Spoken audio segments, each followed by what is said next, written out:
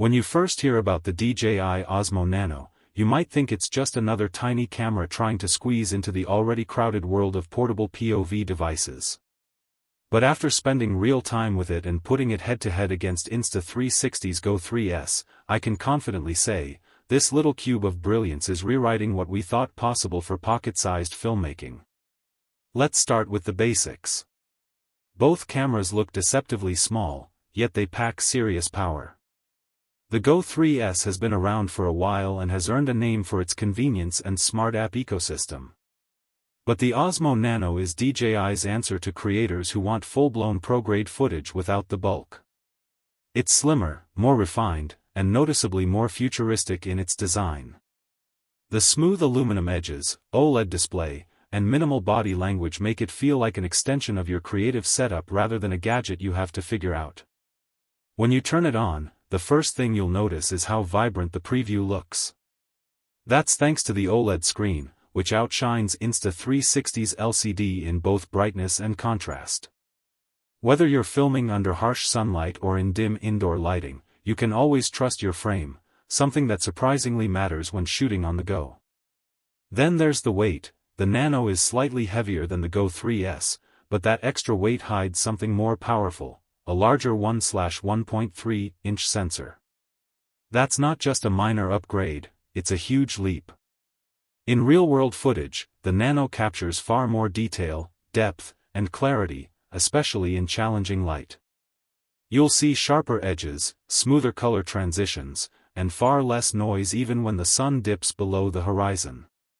DJI also built in a dedicated low-light mode, letting the Nano outperform Insta360's best efforts when the lights go down. Frame rate lovers, take note, the DJI Osmo Nano records up to 4K 60 frames per second and slow motion at 4K 120 frames per second, while the Go 3S maxes out at 4K 30 frames per second and only offers 2.7K for slow motion. That's a night and day difference for creators who want to freeze action or capture fluid motion in cinematic quality. But beyond raw video numbers, DJI nailed one crucial area that Insta360 still struggles with: audio. The Nano fully supports DJI's wireless microphone ecosystem, from the Mic 2 to the Mic Mini. That means whether you're vlogging in the street or narrating a travel clip, your sound will always be clear, crisp, and free from the muffled wind noise that ruins many small cameras. The Go 3S, unfortunately, doesn't support any external mics. You're stuck with the built-in ones, which sound decent but can't match professional audio. Then there's the magnetic mount system, a small detail that makes a big difference. DJI's approach is genius. It's universal across all their cameras, from the Osmo Nano to the Action 4 and 360 models. So, if you already own other DJI products, all your mounts instantly work together. That's future-proofing done right.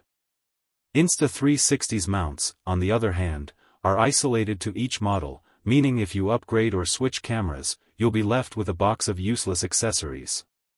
On the storage front, DJI once again shows smart thinking. The Osmo Nano dock comes with a built-in microSD card slot, allowing you to offload footage anytime. You can't record directly to it, but when your internal storage fills up mid-shoot, it's a lifesaver. The Go 3S doesn't include that feature. You'd have to buy a separate accessory. Battery life also tips in DJI's favor. The Nano delivers up to 200 minutes of runtime with its dock and endurance mode, compared to roughly 140 minutes on the Go 3S. During extended outdoor shoots, that difference matters.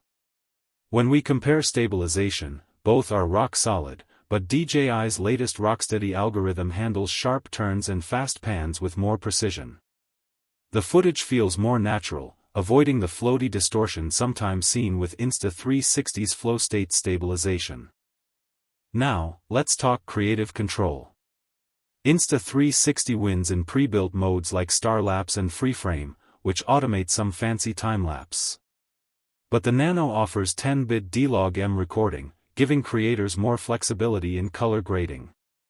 This feature brings true cinematic tones to your edits. You can recover details from shadows, balance highlights, and push creative looks far beyond what's possible on the Go 3S.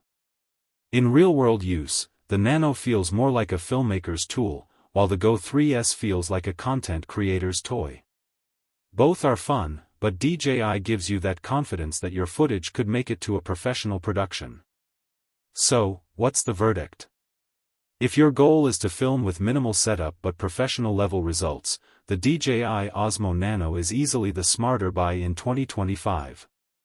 The Go 3S still holds its ground, especially if you love Insta360's app and effects, but when it comes to image quality, versatility, and pure usability, the Nano just makes more sense.